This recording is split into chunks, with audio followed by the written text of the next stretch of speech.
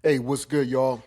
Today we're going to talk about that yellow brick road Bud ran to 3X Undisputed. Coming up next.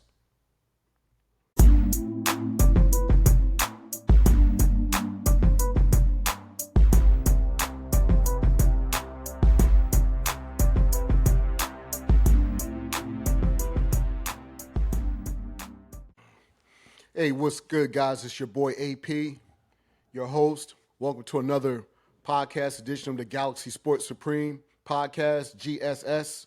And again, I'm your host, AP. So today we're going to be talking about Bud's Yellow Brick Road run to 3X Undisputed. So we're going to kind of dive in and take a look at who did he beat, how many fighters he had to beat to become undisputed at each weight class. So this will be a quick one because it damn sure ain't a lot of fights. So Bud beat Victor Postal to win the WBO and IBF belt, right? Okay, so he beat Victor Postal at 140. Then he beat Julius Ondongo for the WBC, WBA in 2017. So that's your first time being undisputed, right? Okay. So 2 fights undisputed at 140. Then we move to 147. He beat Jeff Horn. Let me repeat that. Jeff Horn in 2017 for the WBO belt that he stole from Manny Pacquiao. We all saw that fight. That fight was a robbery. No way Jeff Horn beat Manny Pacquiao in Australia. But nevertheless, he beat Jeff Horn. All right? And to become undisputed at 147, the only other person he had to fight was Errol Spence. But let me highlight the differences to getting these belts. Errol Spence defeated Kell Brook in his backyard for 1 belt. The second belt, Errol Spence defeated Sean Porter in his prime. All right?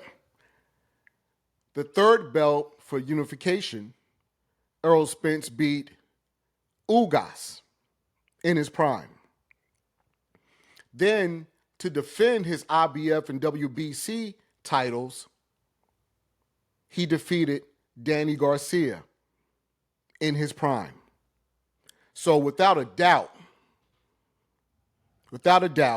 Errol Spence ran the gauntlet. Unlike Bud, look at the competition he beat in their prime. Speaks for itself. Numbers don't lie. So,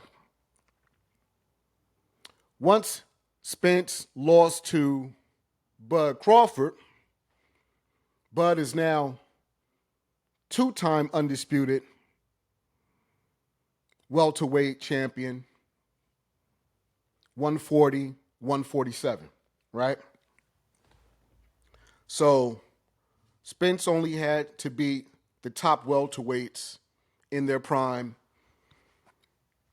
Bud had to beat Jeff Horn. It is what it is. I'm just laying it out for you. It is what it is. He beat Jeff Horn.